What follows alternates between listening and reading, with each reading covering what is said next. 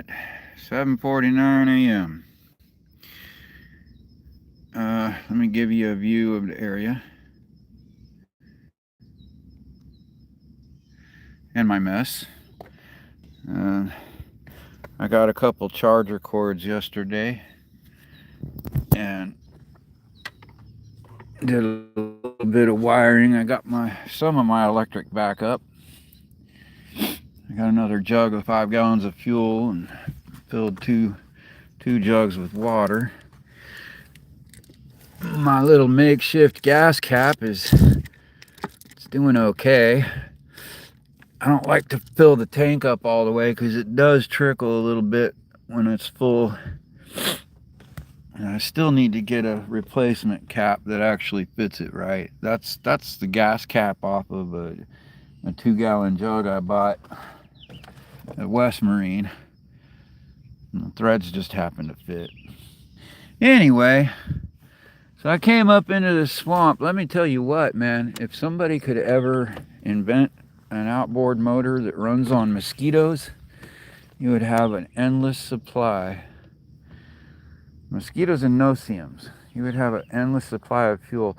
I tell you, I had the citronella candle and 2 mosquito coils burning most of the night, and it was just still, they were just, this was the most brutal assault yet. All these little specks on the inside of my tarp. This was rolled out last night. This is all dead flies, biting flies. They came in to feast on me last night and got stunned and stuck by the smoke of the coils. Oh man. But this is the Gatorland. Another night surrounded by alligators. The main channel is right on the other side of these trees, and I can hear boats go by. Over here, that's just right around that corner is the main channel, but I can't go through there because I don't have an airboat and it's totally covered with lilies. So I have to go out this way, which I'm headed that way anyway. That's west or northwest.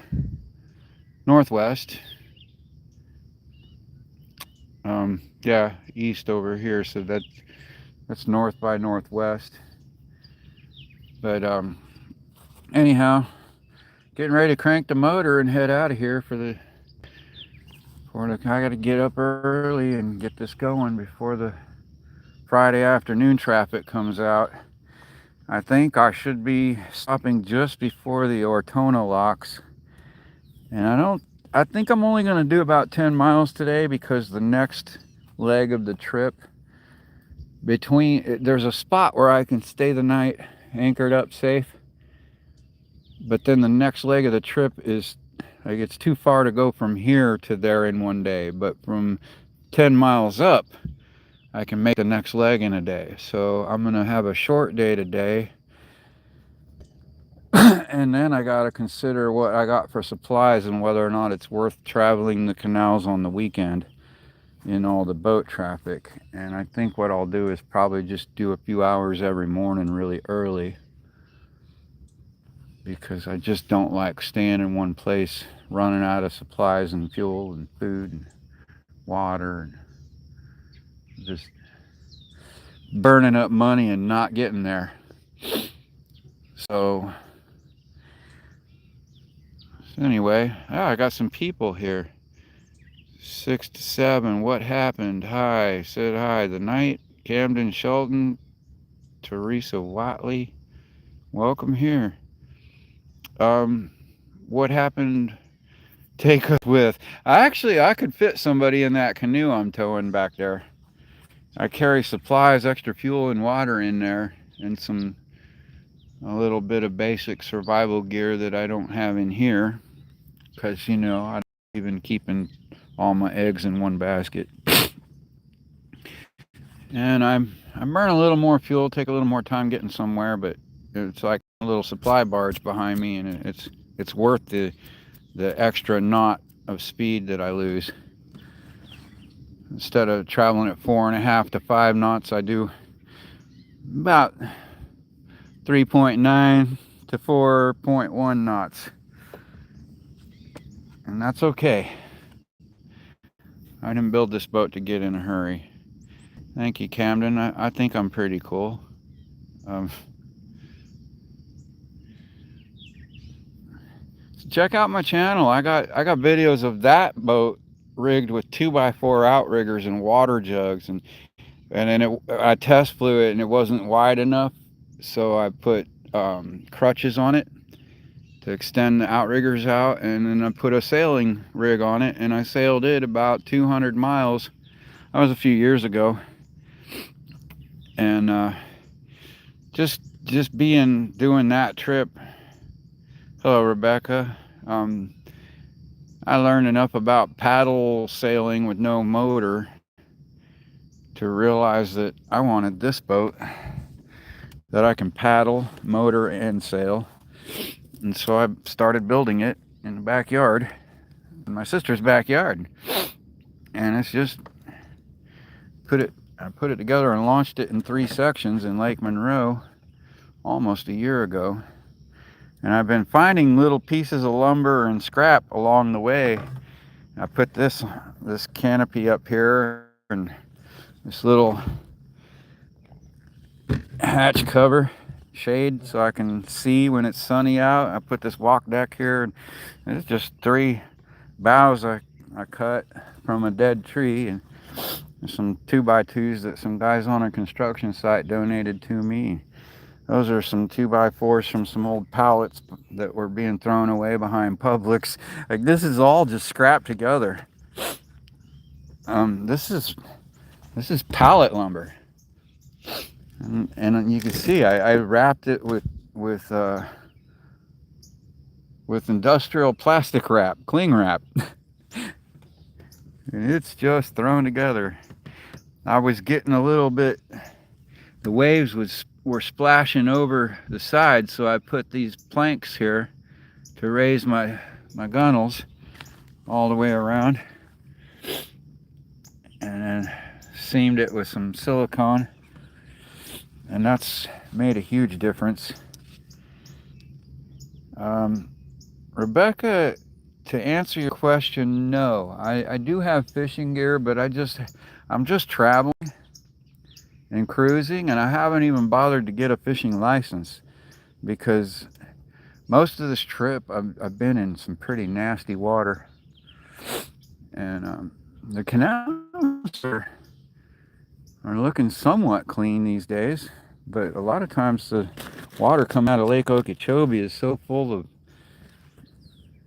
just all kinds of nasty chemicals, fertilizers from all the surrounding farms and sugarcane fields and soy fields, and it's just a mess. Like, when you go to the intercoastal and you see the water coming out of these canals into the intercoastal, the water in the intercoastal is just blue, crystal clear. It looks like you're in the Bahamas. You can see 30 feet to the bottom. And then you see the water coming out of this Lake Okeechobee Canal, and it's just brown, like completely, you can't see anything in it. You see fish floating belly up with no bite marks, or they're not mature, they're just dead. And I just don't eat out of that. That's like eating out of your toilet. So to answer your question, no, I'm not fishing. Once I get over to the Fort Myers side, I'll probably do some fishing. I'll go ahead and grab a license and could get some good fish protein that way. But for now, I'm just showing people, I'm just cruising and showing how to do this without getting killed.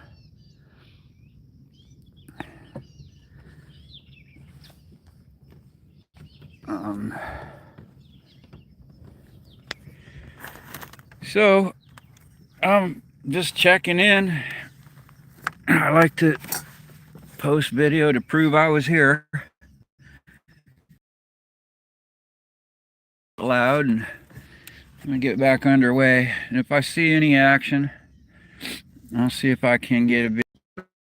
They're real shy when you're motoring. They come out at night. I was surrounded by them last night again. The last few nights I've been surrounded by gators, but there's no night vision camera. I need to get floodlights to show those. If I can get right on the edge, way off there in the, that's a unincorporated tower.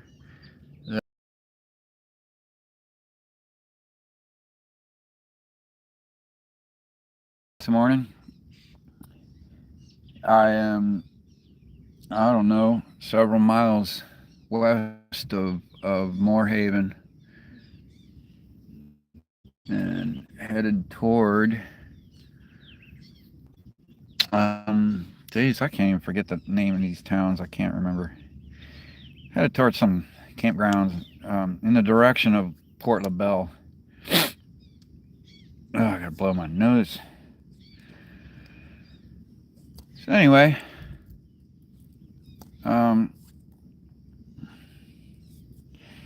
people saying take me with.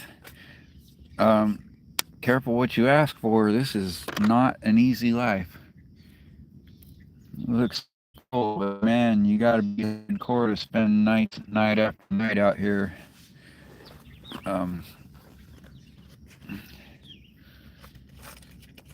You better have some good mosquito netting. It's not always nice and sunny in the mornings like this.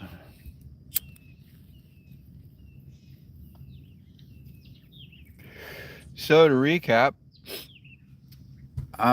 it's almost been a full year since I launched this. I have to look back. I think I think I've been in this boat for a year now. Because I launched last winter, in the middle of winter.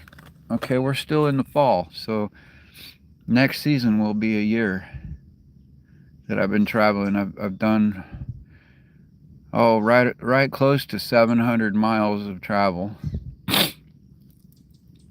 I like to get into Fort Myers Beach area in the backwater and do some day sailing around that area.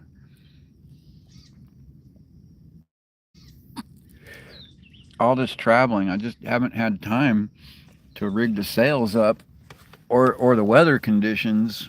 You know, I'm either too busy traveling against the wind or it's too rough of a wind or just trying to get somewhere and don't have time to sail. Sailing is slow.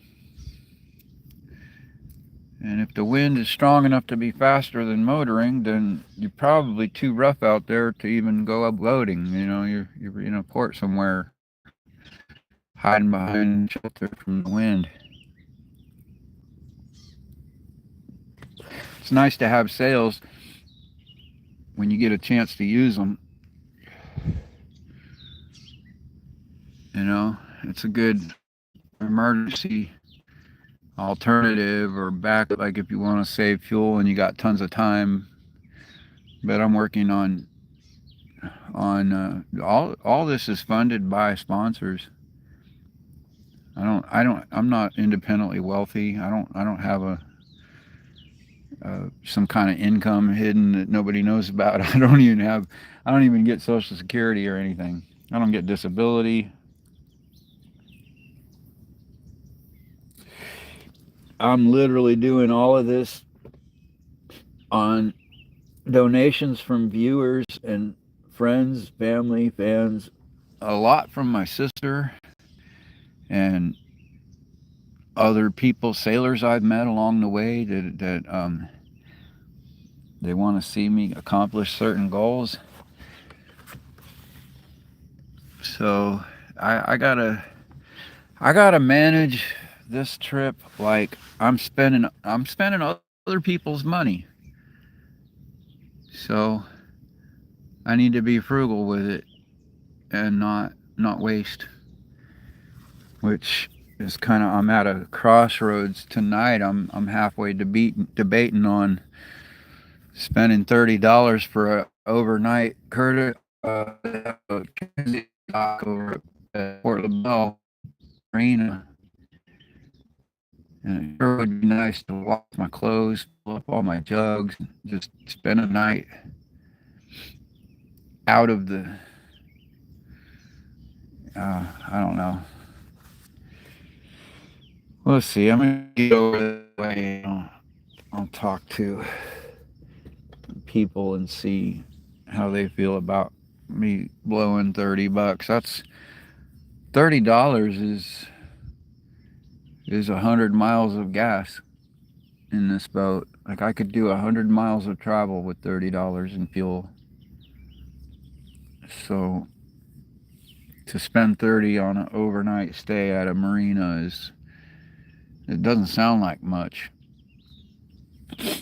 but I gotta look at the budget and what's available and make sure I'll have enough to get all the way to the West Coast. And so I started out last week in Stewart and headed up toward Lake Okeechobee, across the lake. That was pretty rough. You guys should see some of that video. I was in some rough water crossing that lake. I did 14 miles in heavy swells, whitecaps, bailing water. That's what ruined my electronics.